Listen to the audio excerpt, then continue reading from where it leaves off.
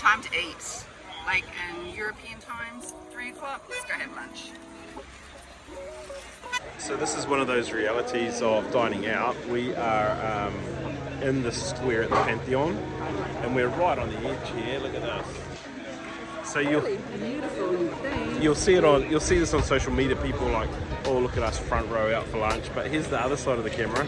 Construction in the way, rubbish truck.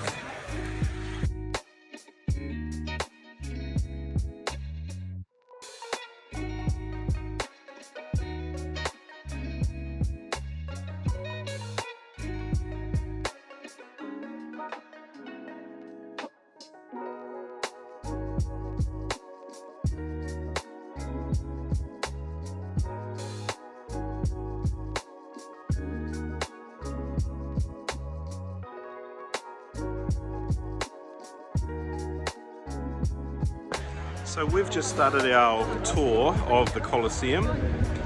Not sure how much Danielle paid for this. I think it's not cheap. But we're off to the Colosseum. Let's go. The walls are 50 meters high. 50 meters. What? The slaves, they don't have the civil rights, right? They have. We specifically selected this tour known as the Twilight Tour, the last tour of the day, hoping that there wouldn't be as many people. And our tour guide, one of the very first things she said was, "You've picked the perfect tour because it's not as busy this time of the day." You could see I was really excited to be there, and our tour guide had a lot of knowledge that she shared with us about the Colosseum as we made our way out through one of the gladiator gates into the ground floor arena, just as we came through to stop and look around and look up to see all the tiers above us and picture all the people that would have been there. It was truly amazing to see this site. My name is Maximus Decimus Meridius. My name is Trevor Beatsinus, Father to a murdered son, and the father of a murdered son, husband to a murdered wife, husband of a murdered wife. and I will have my vengeance in this life or the next. And I will have vengeance in this life or the next. Call me Russell Crowe, I'm available, bro. It really was an amazing sight to behold walking through this spectacular structure, which is still the largest and most intact amphitheatre in the world.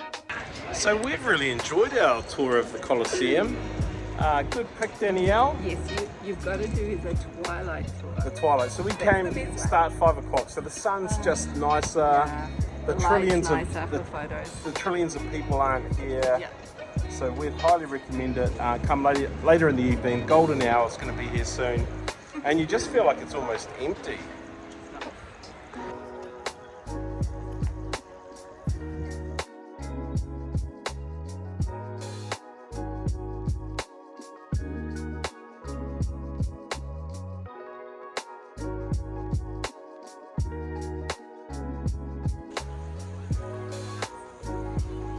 So this is our last day in Rome. We're heading into the Vatican City now. A couple of things with the Vatican. You can't wear shoulderless clothing and short shorts. So you've got to cover your shoulders, wear something that covers your knees. So long shorts or trousers, and for women skirts or dresses or long trousers. One of the things we really appreciated about in Europe was you could always find water to drink. With this one, you also got sparkling, which was really cool. First tip for the Vatican is book your tickets online before you come. And we were kind of lucky. We only booked like the day before yesterday. We got a 8:30 a.m. slot. The more time you can give yourself booking, the better chance you'll get of getting a time that you want to go to the Vatican City. But don't chance it and come into the line. The line is terrible. Don't you like get a tour or get the tickets online at Vatican.Italy or whatever it is. I don't know.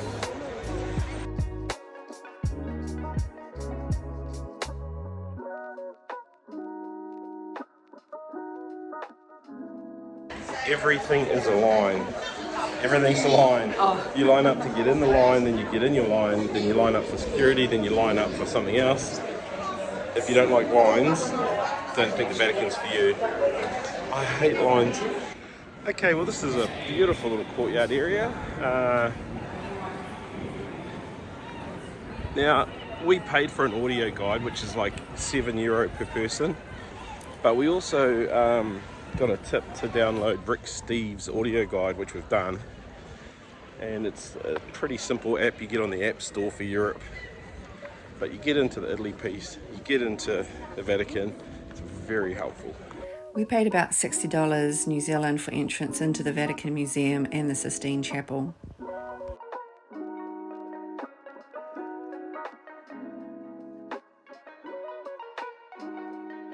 My audio guide just said, as you walk through the door, turn to the left, but first, stop and pause looking to the right at all of the busts.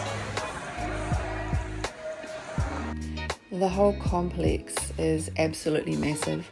So if art is something that you love, you could spend a whole day roaming around these corridors and looking at the artwork. Artwork on the ceiling is just incredible. I don't have any idea how many statues there are, but there are a lot. And the Rick Steves audio guide was really helpful in this area for us. Look at the mosaic work on that floor, and as you look up, it's a replica of the Pantheon ceiling. Every turn there is artwork that just blows your mind. As you walk through these corridors, we were told that this was quite a quiet day, so we were grateful for that. The tapestries on the walls above us here, the artwork was made to look 3D, and of course this beautiful artwork here, you could just spend ages just looking at each piece.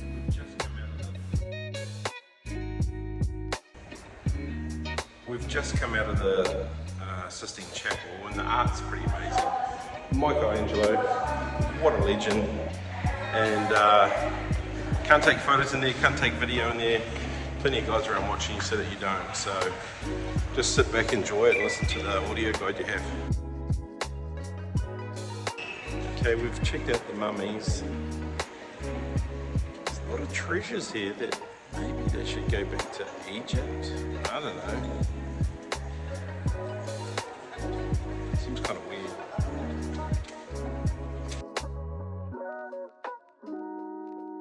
So this is one of those buzzy stairwell, sort of down, up stairs where somebody could be going up on that level while we're going down.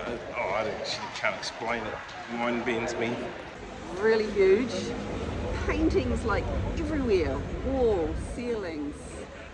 Definitely want to get in the museum. Go to the museum, pay your €20 each, don't get a tour guide or anything. Yeah, just download an audio guide. Yeah, we had a really cool one. Sistine Chapel's great. The we won't museum's tell great. you about the bing. We won't say anything about that. You have to see it yourself. Yeah, you have to see that. Yeah. What are we going to say about it? Well, it might be different than what you think it Yeah, would be. perception versus reality. There you go. Yeah, there you go. So we're off to the St. Peter's Basilica now, and we'll get some food on the road.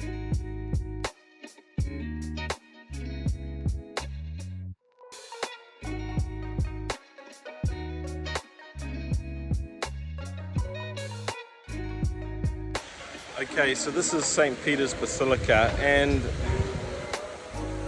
you know, if you're of the Roman Catholic faith, this is going to be a really significant place to you, and it's really beautiful down here.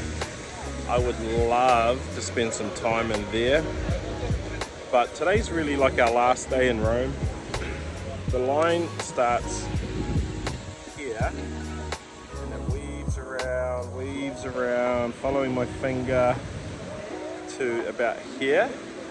The man I spoke to there said he spent 45 minutes just to go from the start to here, and then there's a whole lot more zigzag line behind there before you actually get into the ticket,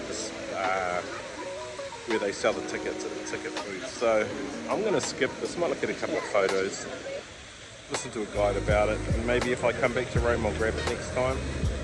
but I got a bunch of other things I need to get done today. So that's St. Peter's Basilica. If you want to get in, I'd suggest you come early for the lines. Bring sunblock and be ready to wait for ages if you're coming. Okay, so getting here is super easy. The train is Ottaviano is your train stop for here. Get you right downtown into the Vatican City area, and it's cheap to get on them, cheap to get on the trains. Okay, well it's time to leave Rome. We are disappearing Italy. It's been a great 3 or 4 days that we've been here. We needed a good break, eh? Like, just no stress, no one stole anything from us. And so we've got all our stuff, we've got to replenish some of our things. New bags, new country, let's go.